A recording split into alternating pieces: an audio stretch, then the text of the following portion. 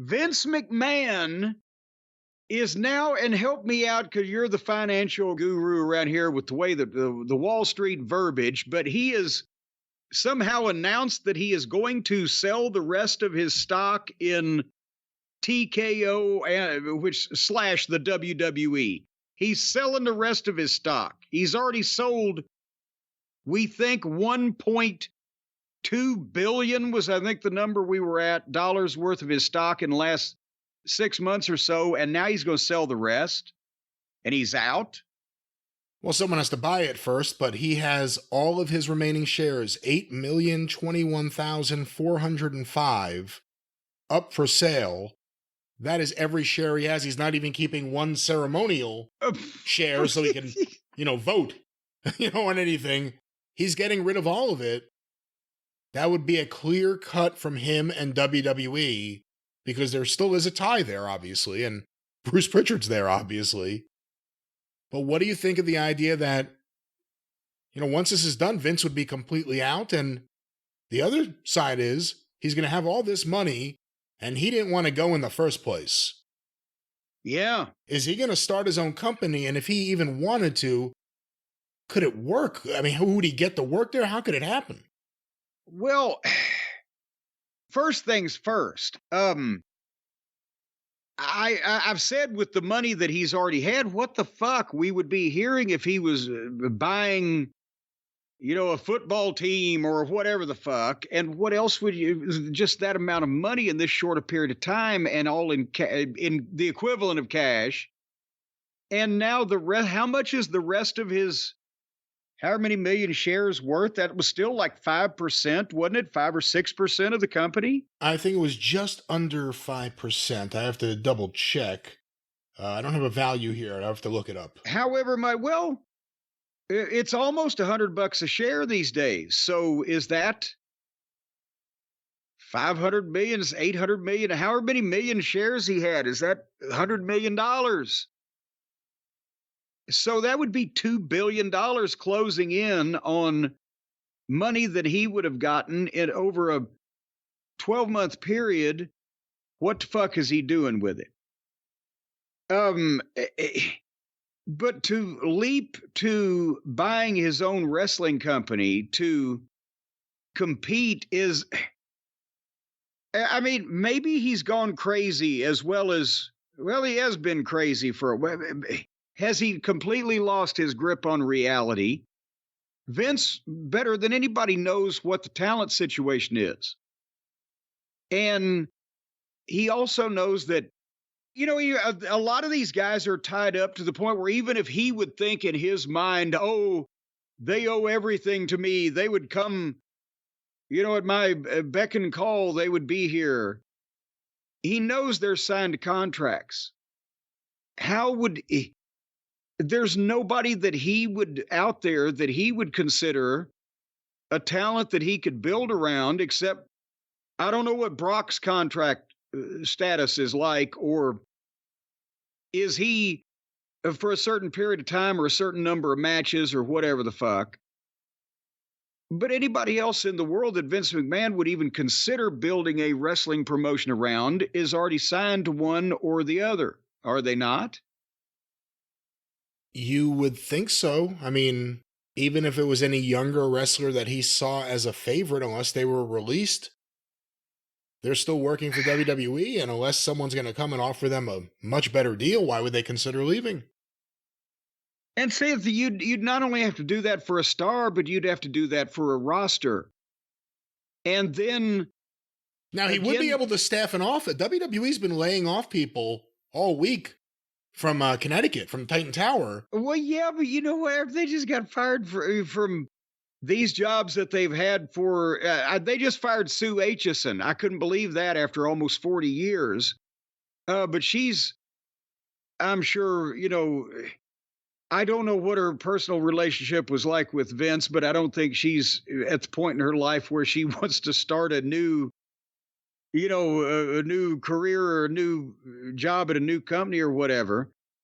But some of these people have only been there a few years, but with the The point is, do they want to go to work for Vince because of the publicity, the scandal, would they be associated with what kind of company is this guy going to be running now if he's in charge? That type of thing.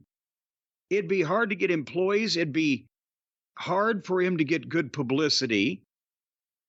But even if Vince thinks he can circumvent that because everybody would just hop to him, he knows that the talent situation is there's no way that he could field a team that could compete in any mainstream way, in any legitimate way. And I don't think he would do that. He's not just going to open a wrestling company in order to be in the wrestling business. He would only do it if he thought that he could fucking, in some way harm or diminish these motherfuckers. Got to take a market share away from them, right? Can you see Vince just doing indie wrestling? No. No, but like you said, he is a spiteful person. And the idea that all these people took his company from him after he's the one who engaged them, and they even had Stephanie out at WrestleMania doing a victory lap, you could see it. And the personal trainer just put out some statements about how everyone turned their back on him. You could definitely see him having a chip on his shoulder and wanting to do something. Okay, well, and I'm not saying that he wouldn't want to do something and wouldn't do it if he could. I would say that maybe he would say, well, I'll just fucking call Tony Khan and give him $1 billion. And then I've got the TV and I can fire all those guys and Tony blah, blah, blah. Tony wouldn't do it. Tony, well, not only would Tony wouldn't do it, but also then Vince would be said, well, but his fucking rights only go to the end of the year. What would I be buying if I'm not buying a long-term TV contract? Because some people are, well, Vince could buy Tony. Well, no. I don't see a way that Vince could come. I'm not saying he doesn't want to do something in some way, maybe to get even with the WWE as it exists today, or TKO, or whatever entity he's trying to get even with. But I don't see him doing something that would obviously flop and not be effective. And I don't see how he could start his own company because of he couldn't get the people, he couldn't staff it in the appropriate places, specifically talent. But I don't know, is there a way he could get even with getting into the fucking MMA business? Does he have any kind of people that would advise him in that direction there? Because $1 billion in the mixed martial arts business will get you some fucking traction, won't it? And the way the contracts and injuries and fighters, and it's different than the wrestlers that are tied up for 5 fucking years. Is there anything to that, is what I'm asking. I don't know. Or is he going to start another football league and get even about that? Oh my God. There was an article the other day, I was going to send it to you, that people are upset the Army blew a ton of money on this failing football league, and they did it because the people were blown away by the star power of The Rock. That they gave him all the taxes we pay went to The Rock's bullshit football league. I'll send you the article. We'll talk about what? Now, wait, what? Yeah, no, the big sponsorship, the $25 million sponsorship is tax dollars, obviously.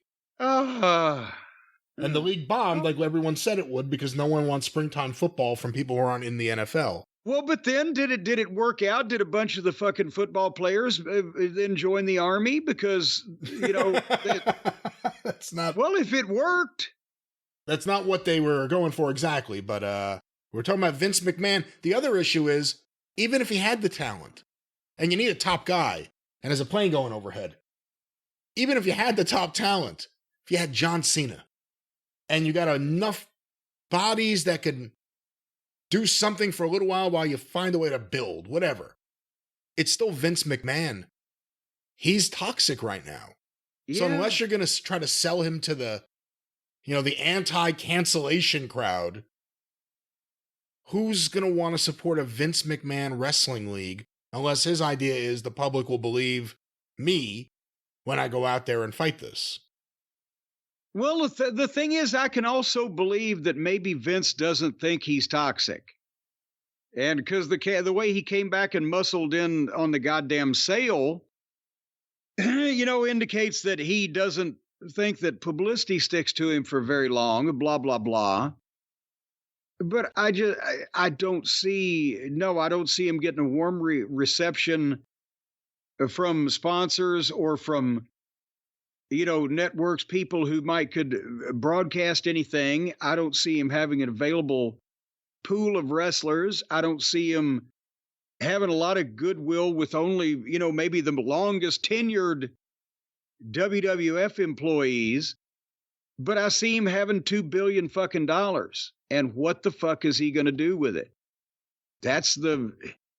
And who's he going to try to get even with it? That's the interesting part. We still don't know that.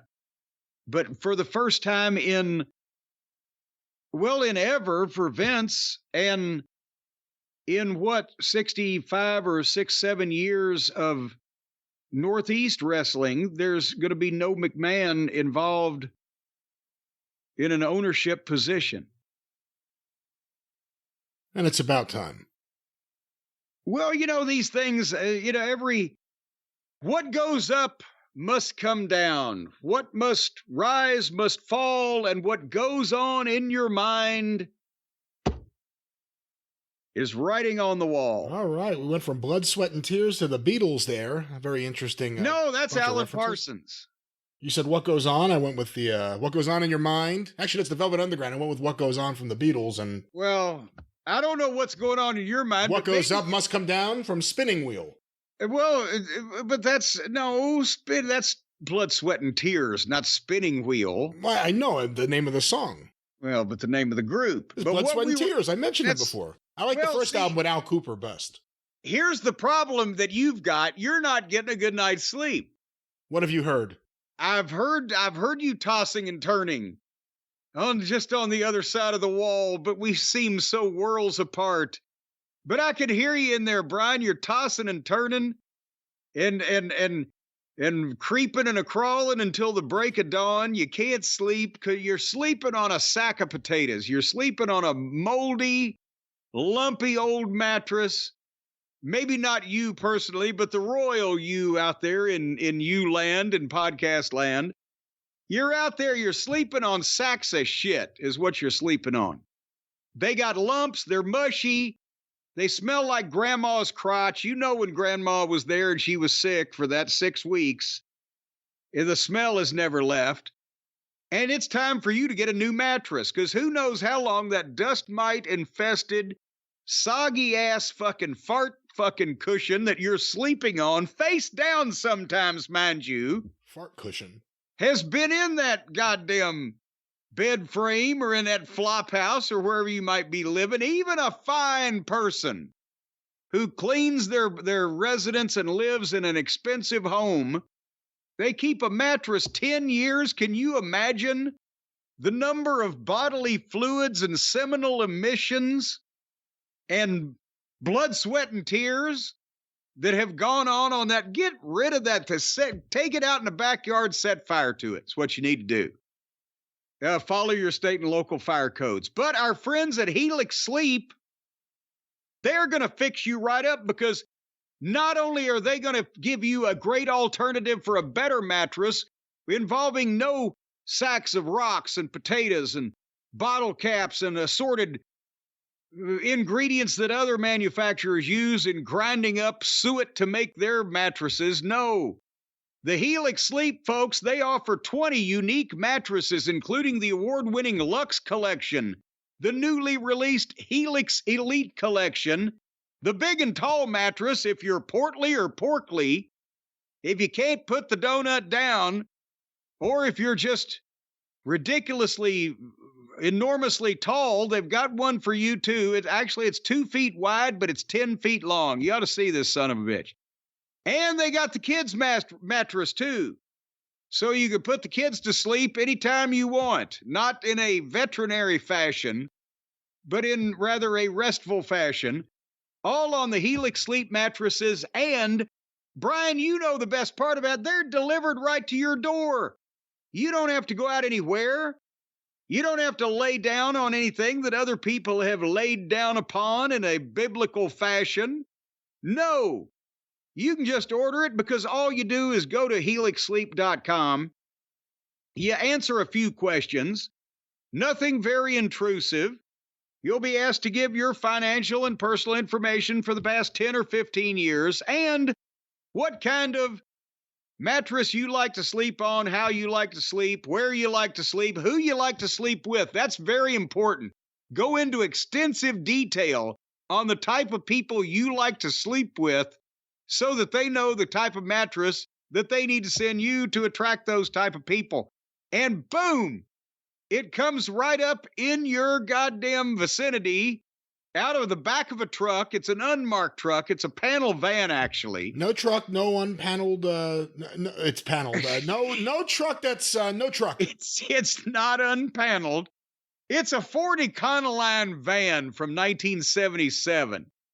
And they'll put the box right out on the porch, look both ways, and then run back to the truck, and they're out of there. And then you just unbox it right where you want it, and poof, it comes to life. Just poof, it comes to life. And they've been awarded the #1 mattress by GQ magazine and by Wired magazine. Even people on cocaine who read Wired magazine get good night's sleep on these mattresses. And right now, folks, if you go to Helix, Helix, helixsleep.com/JCE, and use the code HelixPartner20, you're going to get 20% off all mattress orders and 2 free pillows. So, just by process of elimination and mathematician, let's say you order 3 mattresses, restock the whole house, including the guest room and the kids' room, and the puppies. The puppies like the kids' mattresses too. You're going to get 20% off 3 mattresses. That could be all kinds of money. And you'll get 6 free pillows. Well, you could just walk down the street handing out pillows. You'd be fixed for them in such fine condition. So, order 3 mattresses. You get 20% off everything. Give a mattress to your in-laws. Encourage them to stay in their own homes and not come visit you. And just start handing pillows out willy-nilly like a goddamn madman on the street corner. HelixSleep.com/JCE. Use the code HelixPartner20. 20% off and 2 free pillows. And Brian, you know, the mattress is like a cloud, but when you lay down your head, your weary head after your hurry-scurry, hustle-bustle of the day on these pillows, it's like you've just wrapped your head in cotton and stuck it in a fucking pill bottle of somnambulistic sleep medicine. Yeah, I don't know about that, but it certainly is a comfortable mattress and comfortable pillows. Everything from Helix is comfortable. We have them here at Last Manor, and we encourage you to check them out only if you want a really great, comfortable bed made just for you from our friends at Helix Sleep. And do not, also, we want to be aware of a scam going on. There's a guy going door to door, knocking on doors. He'll tell you he's from Felix Sleep. And what are you talking he doesn't have anything to do with Helix. What he's doing, well, basically, he's some kind of prevert, and he's trying to take pictures of women laying on their various mattresses so that he can tell them they need a new one from Felix Sleep. That's not it. It's Helix Sleep. But, you know, this reminds me, there's been a thing in the news recently around here, and on Long Island I saw some stories, where it's the biggest scam. These guys show up at your house, they ring your doorbell, and they say, hey, I'm a roofer. I'm in the area working on one of your neighbors. Oh, yeah. I drove by and I saw your roof. Would you like a free evaluation? Then go up there and they fuck up your roof. And then they tell you they can fix everything they fucked up, but they don't tell you they fucked it up. Well, and all the storm chasers too. Storm chasers. They're bands of roving roofing company people, and they will follow where the storms go, and they'll come immediately behind people that have obviously fucked up roofs, and they will say, oh yeah, we'll pay your deductible with your insurance company. Just let us do which is illegal in this state at least. And then they do a subpar job, but then they're gone in the night. By the time that you know that the goddamn roof is the shits, they're not from there. They're from somewhere else, and they've moved on to the next storm. And there you go. Well, it's always a good idea, folks, to get on your town's no solicitation list. But one more time, Jim Helix Sleep, you won't have to solicitate them. You'll just have to get a good night's sleep. That made no sense. But what's the promo code? Well, the promo code, first of all, is /JCE and use the code HelixPartner20. But secondly, I don't remember I was going to criticize you because of the point is you need the fine roof on the house. And so you need to go to the best, find the best quality, the best workmanship, the best materials. That's the Helix mattresses. So buy numerous Helix mattresses to put them on the roof of your house every time it's damaged in a storm, and you'll be fine. If you build a Helix house for yourself, you will get a free autograph photo of Jim Cornette. Yes, you will. Just send a photo of yourself in the Helix house. Several photos from all angles. And a blueprint. Well, I'd rather just have the picture. They can be Polaroids, but every angle. All right, Jim, well, every angle of this, we got to get out of here somehow. What's that promo code? One more time, Jim. One more time again. HelixPartner20 at helixsleep.com/JCE. Yeah.